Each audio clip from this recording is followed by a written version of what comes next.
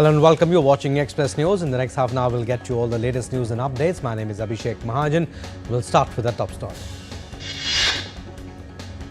India is observing Veer Bal Divas today, marking the martyrdom of Sri Guru Gobind Singh's sons Sahibzadas Baba Zorawar Singh Ji and Baba Fateh Singh Ji. Remembering the immortal sacrifices of Veer Sahibzade, Prime Minister Narendra Modi attended a cultural program at Bharat Mandapam in New Delhi. PM Modi also interacted with the children who had given the cultural performances on the occasion of Veer Bal Divas. Prime Minister also appreciated the efforts of the children to bring out such an organized and impressive performances.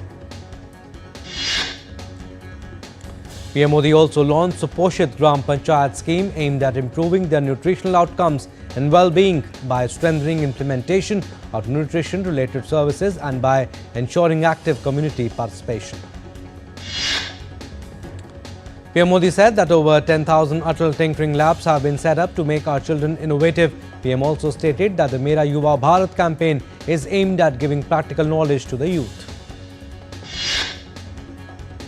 December 26 marks the 20th anniversary of the 2004 Indian Ocean tsunami, with poignant tributes pouring in from various quarters of the state. Tamil Nadu bore the brunt of maximum destruction among all coastal states.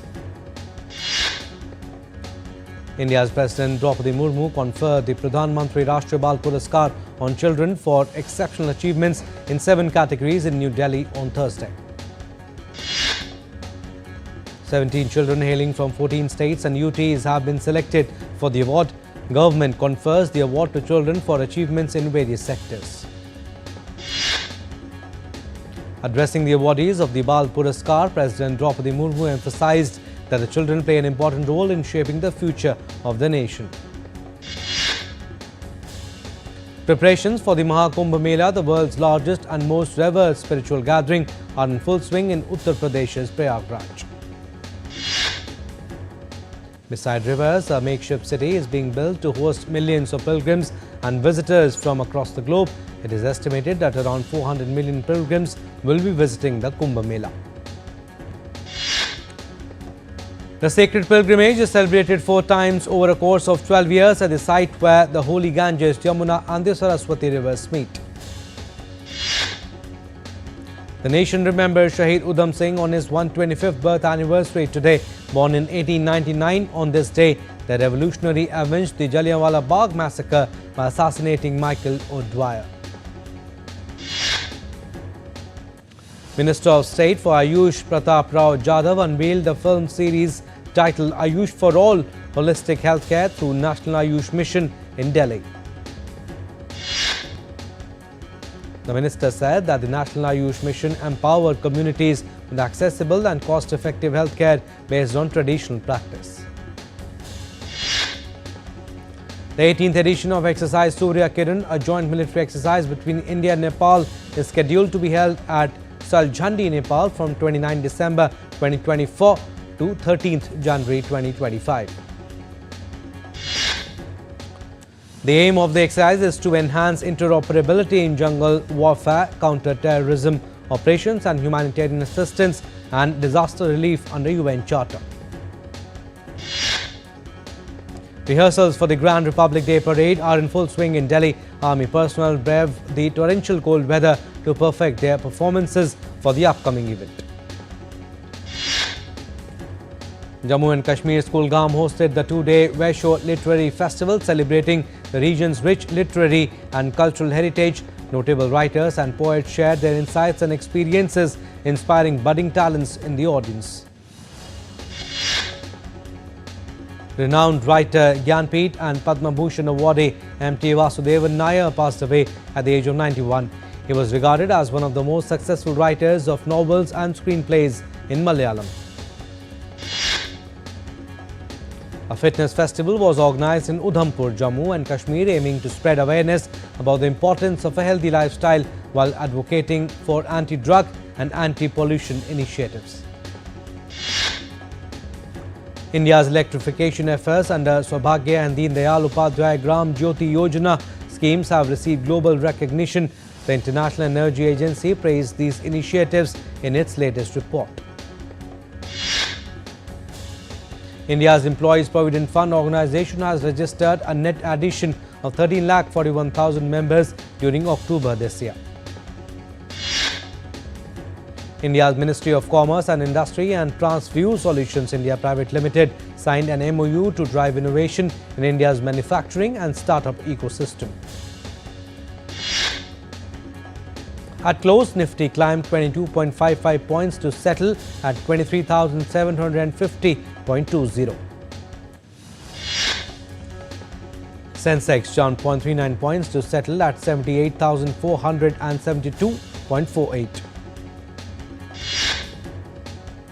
Indian rupee fell 12 paise to close at all-time low of 85.13 against the US dollar. Gold futures maturing on February 5 were priced at rupees 78,850 rupees per 10 grams on the multi-commodity exchange. Silver futures for March 5 maturity stood at rupees 90,800 per kg on the MCX. In Syria, 14 members of the police were killed and 10 others injured in an ambush by forces loyal to the ousted government in Tartus countryside. The clashes took place after security forces sought to arrest an officer under deposed leader Bashar al-Assad, who was linked to a notorious prison. Syrian new interior minister has vowed to crack down on anyone who dares to undermine Syria's security or endanger the lives of its citizens. Israeli military vehicles made incursions on Wednesday into the area of separation between the Israel-occupied Golan Heights and Syria. Israel and Hamas are trading blame over their failure to conclude a ceasefire agreement despite progress reported by both sides in past days. Hamas said that Israel had laid down further conditions, while Israeli Prime Minister Benjamin Netanyahu accused the group of going back on understandings already reached. A prison riot in Mozambique's capital Maputo left 33 people dead and 15 injured as civil unrest linked to October's disputed election continues. The country's Police General Commander Bernardino Rafael blamed protests outside the prison for encouraging the riots inside the prison. Rafael said about 1,534 people escaped from the prison in the incident, but 150 have now been recaptured. The Taliban's Ministry of Foreign Affairs summoned Pakistan's Shah de Fairs in Kabul on Wednesday to protest Tuesday's airstrikes in Paktika province, which they say violated Afghanistan's airspace and targeted Waziristani refugees. South Korea's opposition party plans to impeach acting President Han Duck-soo, escalating a constitutional crisis linked to the martial law. South Korea's Constitutional Court will hold its first hearing on Friday after Parliament impeached him over his short-lived martial law decree on December 3rd. Taiwan prosecutors on Thursday indicted an ex-mayor of Taipei and former presidential candidate Ko Wen-je on charges of corruption and misusing political donations. Japan Airlines hit by a cyber attack on Thursday that may affect both domestic and international flights. The attack has affected the company's internal and external aviation systems. Bosnia's Security Minister Nenad Nesic was arrested on Thursday along with 6 others on charges of organized crime, including money laundering, abuse of office and acceptance of bribes. The matter is being investigated of the suspected corruption at the public company Rhodes, where Nesic was the general manager from 2016 to 2020. 7 people injured in New York City on Wednesday when a taxi jumped a sidewalk and hit pedestrians outside Macy's department store after the cab driver suffered a medical episode. A court in Cambodia sentenced the head of an opposition party to 2 years in jail on Thursday for inciting social disorder in the latest criminal case against government opponents. The court in Phnom Penh found Nation Power Party President Sonchanti guilty of the charge which has been used repeatedly against critical voices in Cambodia. French authorities rescued 107 migrants trying to cross the channel from France to England on Wednesday. All right, we are slipping into a very short break. On the other side, more stories. Keep watching Express News.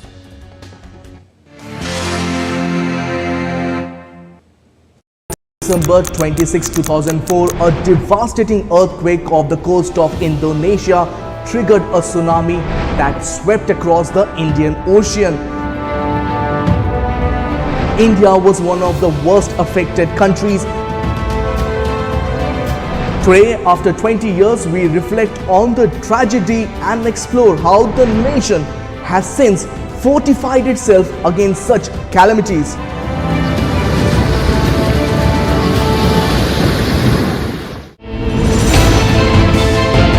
Geopolitics and trade deals. Economic challenges amid development. Hard work and the path to prosperity. It's the economy always. Between walkers, money is what money does and says. Supply creates its own demand. Between the bulls pulls and bears tears. When supply chains globalization and India rises to the podium. We'll get you centered with the economic brief at 8 p.m. every Thursday on DD India.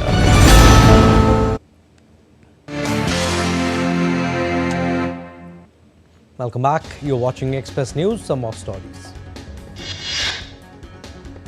Hundreds of Indian Ocean tsunami survivors and family members of the victims commemorated its 20th anniversary on Thursday in various parts of Indonesia, which accounted for more than half of the total 230,000 dead from the disaster.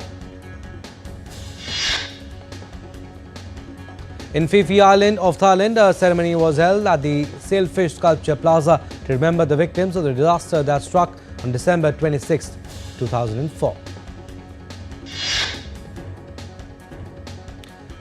Hawaii's Kilive spewed gold-like lava on Wednesday, keeping up its rumbling despite the alert level at the volcano being lowered. Australian authorities urged people of rural communities to leave home immediately on Thursday to escape an out-of-control bushfire tearing through a national park.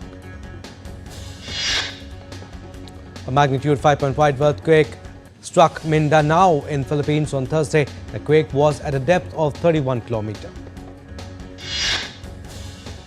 The tremor comes a day after a 4.5 magnitude quake rocked a town on Occidental Mindoro in Luzon on Wednesday. No injuries or damage have been reported so far. In recent days, plummeting temperatures have given rise to intricate patterns of frost resembling beautiful flowers on the frozen expanse of the Boston Lake in northwest China. Unusual snowfall has blocked roads to a remote village in Nezevo, Bosnia. The heavy snow disrupted transport and isolated residents in the region. Authorities are working to clear paths and restore connectivity. In India, the Met Department has predicted cold wave conditions across several parts of north and central India with dense fog. Cold wave conditions are expected to continue in parts of Indian states of Himachal Pradesh and Punjab. Residents are advised to take necessary precautions as the fog will likely reduce visibility and affect travel in these regions. The bald eagle, a symbol of the power and strength of the United States for more than 240 years, earned an overdue honor as it officially became the country's national bird. The bald eagle is also protected under the National Emblem Act of 1940, which makes it illegal to sell or hunt the creature. The birds were once on the brink of extinction, but the population has greatly increased since 2009. A group of skiers had to be rescued by emergency services on Wednesday after a chairlift broke down in France's La Devolue. Hundreds of students in Serbia protested, blaming the government for a train station collapse that killed 15 people last month. They alleged that poor construction and corruption caused the disaster. Thailand plans to introduce a tax on salty snacks based on levels of salt content in 2025 to curb sodium consumption and improve public health. With Thais consuming double the recommended sodium amount, the government aims to combat health issues and changing dietary habits.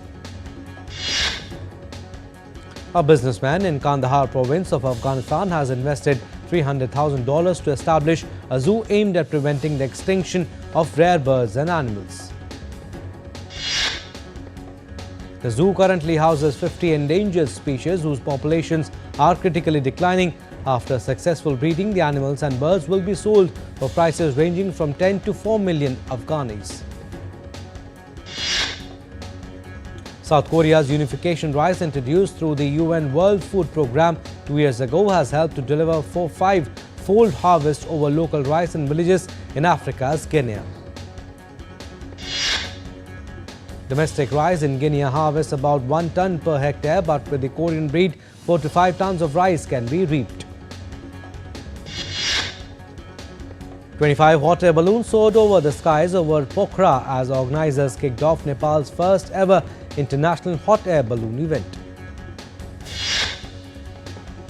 Shanghai L Plus Snow indoor skiing themed resort, the world's largest indoor ski resort, continues to captivate visitors and ski lovers across the world since its opening in September this year. Following the fall of the Assad regime, reconstruction efforts have begun in Syria's historical and cultural sites, including Muhyiddin Ibn Arabi Mosque Complex in Damascus. Japanese atomic bomb survivors group Nihon Hidankyo had its first news conference upon returning home from Nobel Award ceremony. The group expressed their aspiration to expand the activity to younger generations to ban nuclear bombs. China Shanghai has made a major breakthrough in its leading humanoid robot industry, with the city's first mass production facility for humanoid robots now in commercial operation. Around 300 wild monkeys at an open-air zoo in western Japan are snuggling up to keep warm in the winter cold. Visitors are fascinated by the sight of monkeys warming themselves up. North China's Inner Mongolia Autonomous Region has recently documented the vivid scenes of wild Manchurian wapiti, a protected species belonging and battling for territory and mates. The Dubai International Convention and Exhibition Centre is set to host the 17th edition of the Arab Plus International Trade Fair for plastics, recycling, petrochemicals, packaging and rubber industry from January 7 to 9, 2025. The Indian Defence Ministry has launched the Rashtra Parv app to enable citizens to buy tickets and passes for various national functions online. DigiYatra, an app in the Indian ecosystem that ensures faster, hassle-free air travel, has surpassed 9 million active users and is poised for growth in 2025. Adam Sandler is back on the golf course in the first teaser for Netflix Happy Gilmore 2. Nearly 29 years after the release of the original movie, the movie premieres on Netflix in 2025. The highly anticipated second season of Squid Game has officially arrived on Netflix. The 7-episode season is set against the backdrop of Survivor Game gone wrong. The trailer of filmmaker Christopher Nolan's The Odyssey is out. The film depicts Nolan adapting Greek poet Homer's poem into a cinematic masterpiece. The Blake Lively versus Justin Baldoni legal battle continues to escalate as now Baldoni's former publicist Stephanie Jones has filed a separate lawsuit against him for wrongful termination. Richard Perry, one of the most successful record producers of Hollywood in 1970s and 80s, died in LA at 82. His greatest hits include Without You and You Are So Vain. Tumbar fame Soham Shah has acquired the rights of cult classic horrors of Ramsey brothers named Virana, Purani Haveli and Purana Mandir. The title teaser is out for the Karthik Subbarat's retro starring Soraya and Pooja Hegde. The title teaser shows the actor in the role of a menacing gangster, yet a loving husband. Now the audience can experience the Allu Arjun's blockbuster sequel Pushpa 2, The Rule, in a whole new dimension as it gets the immersive 3D release. The much anticipated comedy film Houseful 5 has completed its shooting schedule and is set to hit theatres next year in June. After highly publicised fallout in 2021, Kartik Aaryan and Karan Johar have joined hands for a new romantic comedy film. Australia score 311 for 6 at stumps against India on day 1 of the 4th test at Melbourne Cricket Ground. Sam Constance, Usman Khawaja, Marnus Labuschagne and Steve Smith hit fluent 50s after Australia chose to bat. Sam Constance scripts history on his test debut during the Boxing Day test, 8 half-century to become second youngest Australian to achieve this feat. Steve Smith has joined legendary Don Bradman to have got 10 or more scores of 50 plus in tests at the Melbourne Cricket Ground. Indian batter Virat Kohli has been fined 20% of his match fee for breaching ICC Code of Conduct on the first day of the 4th test against Australia in Melbourne. Portuguese club Sporting have appointed Rui Borges as head coach following the sacking of João Pereira. Manager Pep Guardiola said Manchester City are at risk of missing out on next season's Champions League due to their recent dip in form. Indian men's hockey team captain Harmanpreet Singh has expressed his excitement as Hockey India League season is set to commence on December 28. World number 1 Aryna Sabalenka says she is fresh and ready to go in a bid for a third straight Australian Open title. Kazakhstan faced Spain in the opening tie of the United Cup in Perth on Friday. Kazakhstan's Elena Rybakina is a favourite against Jessica Maniero. Alright, that's all we have in this edition of Express News. You stay tuned for more news and updates. Namaskar.